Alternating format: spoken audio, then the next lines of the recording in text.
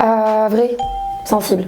Parce que sincèrement, j'ai été impressionnée de voir qu'elle était, comme je l'ai vu à la télé, et en off et en on de la même manière. La meuf n'avait pas de discours, jamais, genre, un seul. Ça, j'ai bien aimé et très sensible, très empathique. Si elle te voit mal, elle sera là. Je t'aime. Non, un mot, Alix, il n'y a pas de mot. Je pourrais pas la définir en un mot en fait. Je pourrais pas, c'est pas possible. Julia Archimois. Julia, gros caractère. Gros caractère, grosse voix. Mais bon cœur. Elle est gentille. Après, je pense que c'est une fille qui a. En amour et tout, j'ai senti qu'il y avait un truc, genre. J'ai senti que c'était une fille aura toxique ou aura, tu vois. Elle a ce truc, elle dégage une onde de. La brune fatale un peu. Un mot, guerrière. Voilà, guerrière. Je pense que c'est une femme qui est très forte, c'est-à-dire qui peut-être en a vu beaucoup dans sa vie et voilà, et que c'est une femme qui est très forte, donc c'est une guerrière pour moi et voilà, une femme bien. C'est un petit serpent, hein. Si je suis honnête, c'est un petit serpent. Un peu vicieux, très malin. Malin que ce lynx. Il réfléchit beaucoup, le petit. On n'est plus en contact. Après, c'est quelqu'un quand même qui m'a.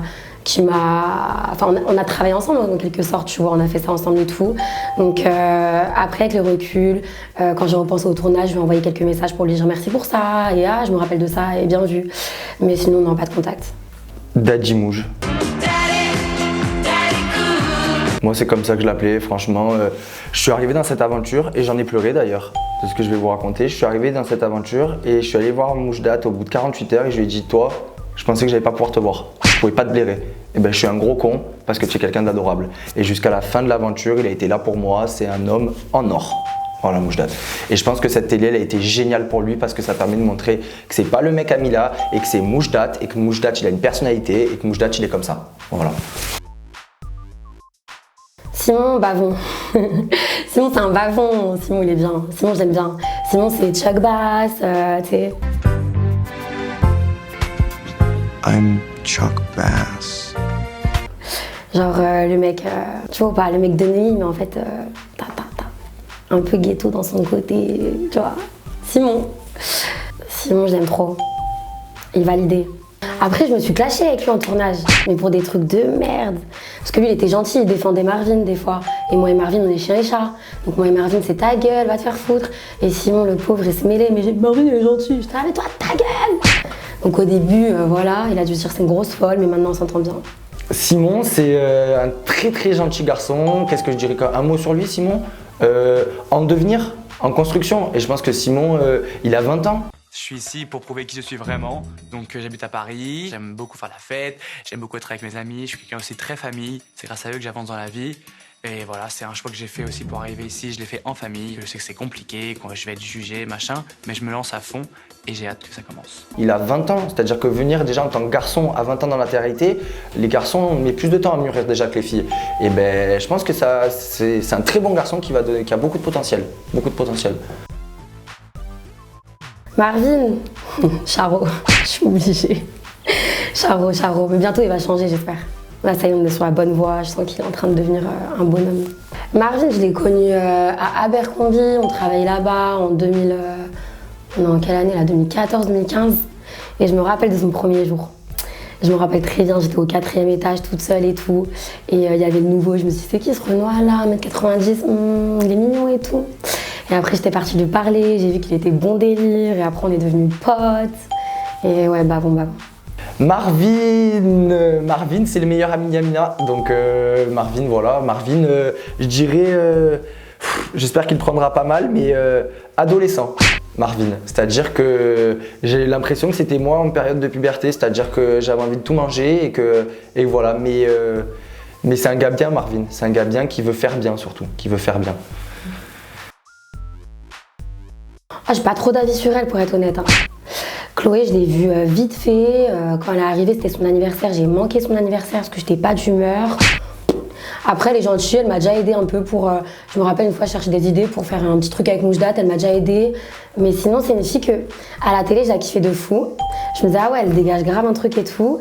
Et en vrai, genre, c'est une fille avec qui je pourrais faire la fête, mais dans la vraie vie, je pense pas qu'on a d'atomes crochus, tu vois.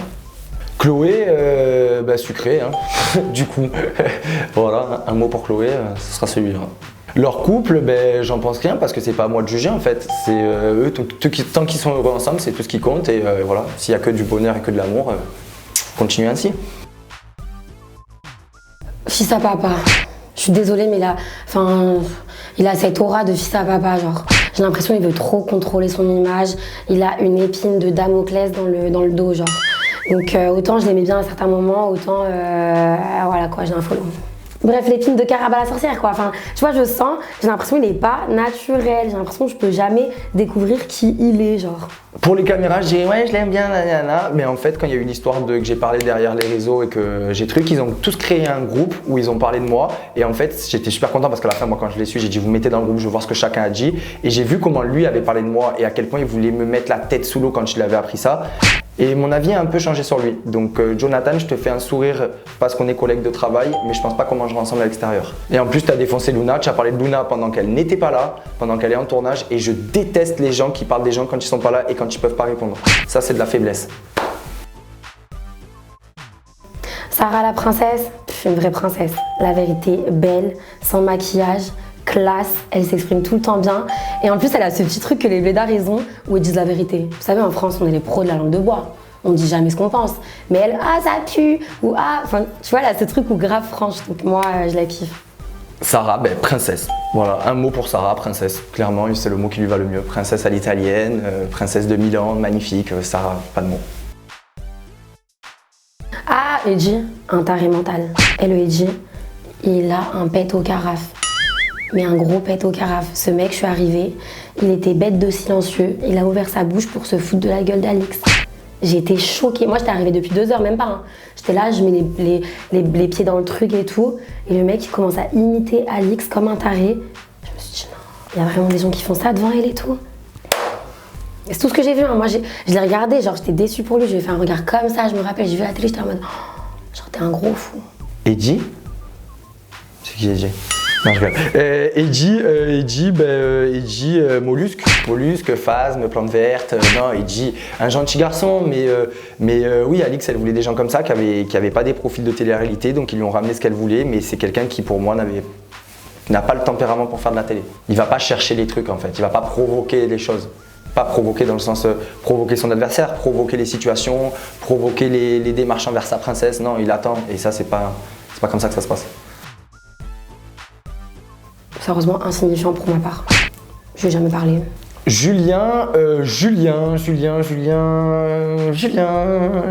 il m'a dit à moi, Yann a parlé de toi, méfie-toi. J'ai dit, il a dit quoi? Je sais pas. Il allait voir Yann, il a dit, Yann, Mathieu a parlé de toi, méfie-toi. Il a dit quoi? Je sais pas. Donc Julien, mitigé. Mais le peu que je l'ai vu dans l'aventure, il était gentil, mais voilà. Après, je pense pas que c'est quelqu'un que je reverrai à l'extérieur. Peut-être qu'on refera, je sais pas. Mais Julien, voilà, un gentil garçon, sinon. Gentil garçon. Luna, elle est sur la lune. Luna, c'est une grosse folle. Luna, genre, je peux me doucher pendant 2 heures, je suis totalement nue, en train de me faire la mousse et tout, nanani. Et elle se colle à la vitre pour me raconter ses histoires de Los Angeles. Luna, c'est ma LA ho, you know? Non, Luna, je l'aime trop. Elle est trop folle.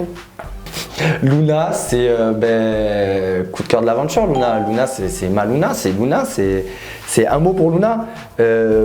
Exceptionnelle. Luna, c'est une femme exceptionnelle. Elle est solaire. C'est une personne, quand elle est dans une pièce, elle ramène la joie de vivre. C'est une personne qui aime parler, je l'aime trop. Luna, c'est mon coup de cœur. Luna, je l'aime trop, Luna.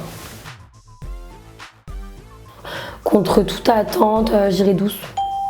Parce que sincèrement, je pense que j'aurais pas pu avoir une rivale avec qui je me clash moins qu'avec elle. Genre, elle est vraiment douce, quoi. Je peux pas l'énerver, la petite. Elle est douce. Bah, je pense qu'ils sont bien trouvés. Honnêtement, ils sont bien trouvés. Ils vont bien ensemble. Moi, je suis pas fan, tu vois, de leur vibe, donc je suis bien contente de pas être à leur place. Mais ils sont bien trouvés. Les Turcs ensemble, tu vois. C'est pas mon délire, leur vibe. Mais j'aime bien, tu vois, quand je les vois, je me dis, ah, ils sont bien trouvés. Mais j'ai pas envie d'être à leur place. Ils sont trop, enfin je sais pas, moi de ce que je voyais, je me disais ouais ils sont dans leur petit cocon, tu vois, et voilà, je sais pas, c'est pas mon délire. Felicia, pareil, je vais enchaîner les coups de cœur. Felicia, je l'aime trop. Felicia, je l'ai découvert, j'ai appris à parler avec elle et c'est ça qui est bien cette aventure, c'est que j'ai appris à la découvrir, à voir chaque facette d'elle, à chaque personnalité. Et on a appris à s'aimer comme on est. Et Felicia, je l'aime trop. Et Felicia, elle me manque terriblement. C'est une femme qui me manque terriblement, Felicia. Parce qu'elle est tellement attachante, tellement douce, tellement parfaite en fait, que tout le monde a besoin d'une Felicia dans sa vie. Mathieu, coup de cœur de l'aventure. Coup de cœur. Il est trop vrai, il est super gentil, c'est un fou dans sa tête. Ah, moi je dirais Mathieu quand même. Ouais, ça se vaut. Non, parce que toi, tu es drôle à ton insu. Moi je suis drôle à mon insu, mais toi, il a des bêtes de blagues et il est trop ironique. Genre, vous voyez son ironie, genre des fois, je crois qu'il me fait des blagues en mode. Des fois, dès qu'il y a le générique de l'épisode, il me dit. Mais heureusement que Ludo est ami. Hein. Là, on peut finir la saison, là, c'est bon. Et moi, au début, je le croyais, j'étais là, mais grave. Il fait que s'énerver pour rien, à n'importe quel moment. Il dit tout le temps ce qu'il pense, généreux au max. Non, Mathieu, bon gars. Après, il a un petit défaut d'être taupe des fois, tu vois. Genre, c'est pas de sa faute, mais il est tout le temps au courant de tout. Donc, du coup, bah voilà. Hein. Enfant terrible, c'est l'enfant terrible, Bastos. Et on a besoin de gens comme ça. Il est vrai.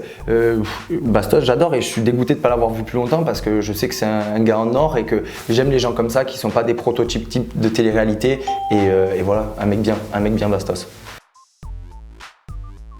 Isabeau, hypocrite, mais malgré tout, elle est good vibe, mais elle le sait. Genre, je peux passer une petite soirée avec elle, tu vois. Ou genre, je peux liker quelques de ses photos ou comprendre son délire, mais pas ma copine, genre pas mon amie. Isabeau, un mot, le lavabo. Non, ce sera le lavabo, clairement, Isabeau, je peux même plus parler d'elle. Isabeau, lavabo, point. Ah non, mais la meuf, je vous explique, moi je l'aime bien, elle ne m'aime pas. On a tous vu, elle m'a mis un badge quand j'ai voulu dire au revoir. Je lui ai envoyé des messages parce que Mathieu il m'a fait regretter. Ouais, t'es une peste, t'étais ta copine. T'es pas ma grande copine. Tu vois, on se connaissait depuis 3 jours, c'est pas ma grande copine. Mathieu, il m'est tombé dessus, t'es hypocrite. T'as laissé Marie partir comme ça, t'as soutenu Isabeau, cacaca. Au final, moi, j'ai essayé de m'excuser à Marie à la fin de l'émission. Enfin, m'excuser, c'est un grand mot, mais juste dire comment tu vas. J'espère que t'es plus énervée pour ça, c'était de la merde. C'est comment la sortie de l'émission, tu t'en es remise? Rien. Elle ouvre pas mes messages, elle est énervée contre moi à bloc. Donc bon, Marie, moi, voilà, fais ta vie. Hein. Marie, femme fatale, Marie. C'est clairement la définition du sex appeal et de la femme fatale. C'est une femme, elle arrive, on la regarde, elle a des formes incroyables et naturelles qui sont juste sublimissimes. Marie, c'est la femme fatale, à l'état pur. Ah, Grace, coup de cœur numéro 2. Cette meuf, elle est folle. Je l'aime trop. Elle a un caractère ta. Hi, it's me. Je m'appelle Grace, j'ai 21 ans, j'habite à Paris. Si je suis là aujourd'hui, c'est parce que t'as trop de flow. T'inquiète, non, t'es le maître du flow, toi. Et ça se voit comme ça, on pourrait être un couple post-bad. Elle te fout la merde n'importe où, c'est une grosse balance. Grace, sa profession. Par exemple, on va faire une action vérité. Et moi, je joue pas, je suis en train de dormir. Mais elle va venir me poser la question, puis elle va venir dire la réponse quand ça fout la merde. Vous voyez ce genre de fille? Elle aime trop foutre la merde. Ta. Par contre, quand c'est elle, tu lui poses la question, elle va te dire mais qu'est-ce que tu racontes? C'est une folle. Beverly, c'est fou, mais le premier mot qui me vient à l'idée, c'est femme d'affaires. Beverly. C'est-à-dire que moi, je l'ai très peu vue, Beverly. Mais quand je l'ai vue dans la cuisine et qu'elle avait son téléphone, ben, c'était pas le personnage Beverly en fait. Beverly, c'est une femme d'affaires. C'est-à-dire que il y a Beverly qui a son personnage, qui est là en tournage, qui rigole, qui doit sûrement être comme ça au quotidien. Mais il y a aussi le côté Beverly que je pense que les autres ne voient pas. Beverly, c'est une femme qui est intelligente. C'est une femme qui, quand elle prend son téléphone, elle sait pourquoi elle le prend. Voilà. Et moi, j'ai vu ce côté-là qui m'a choqué et en 5 minutes. Je l'ai vu faire dans la cuisine avec son téléphone et j'étais là, waouh, genre. Ceux qui croient que Beverly c'est le pur produit du Sud, non, c'est plus le pur produit du Sud justement. Je m'appelle Beverly, j'ai 21 ans et je suis un pur produit du Sud. Alors Noah, je peux pas donner un mot parce que je l'ai pas assez connu. Honnêtement, intelligent, s'il fallait en donner un, parce que le peu que j'ai parlé avec lui, ça se voyait que c'était un mec qui était intelligent. Donc intelligent, et je pense que lui et Neverly, n'importe quoi, et Beverly ensemble, ça peut envoyer du lourd. Parce que les deux, ils ont l'air d'être smart et d'aller vite. Alors Lucille, elle a un grain en plus ou en moins, je sais pas. Il y a un dérangement dans les cases. Lucille, elle se réveille le matin, elle est comme ça, une grande fleur. Et si elle va se coucher le soir et qu'il y a un problème avec son prince, donnez-moi à boire, donnez-moi des médicaments. J'ai à quoi Lucille? C'est bon, il veut pas de moi. Et 2 heures après, elle est passée à autre chose. 2 heures après, elle a... Tout va bien, on va se coiffer, ça va Malala. Lucille, c'est un sketch. Moi, je la veux dans ma vie, genre de près ou de loin, je veux qu'elle soit là. C'est le sel. Zoubir, un mot pour Zoubir, bah, raton laveur, moi c'est le premier truc qui me vient, il est arrivé comme ça dans l'aventure. Julien Bert, gentil, c'est vraiment un très gentil garçon, Julien Bert. Un très gentil garçon. À chaque fois qu'il était là, toujours plein de conseils, toujours gentil. Il se prend pas du tout pour quelqu'un d'autre, il est à chaque fois accessible. Un amour, très très gentil, Julien Bert. Lila, j'adore. Lila, j'adore. Lila, je l'aime trop. Lila, un mot éveillé. C'est-à-dire que Lila, c'est quelqu'un qui dort pas. Lila, elle sait très bien où elle va. Elle n'a pas le temps et elle est smart. Elle sait où elle va, Lila. Greg, un amour, Greg. C'était mon concurrent. Franchement, je lui ai fait un peu la misère, j'en suis désolé. Mais un amour, Greg. Franchement, un bête de gars, très gentil, genre très très gentil. Je suis encore en contact avec lui, adorable. Yamina, un mot, des Z Forever, des Z Power. Un mot, je sais pas, Yamina, c'est comme ma sœur, Yamina. Je l'aime trop.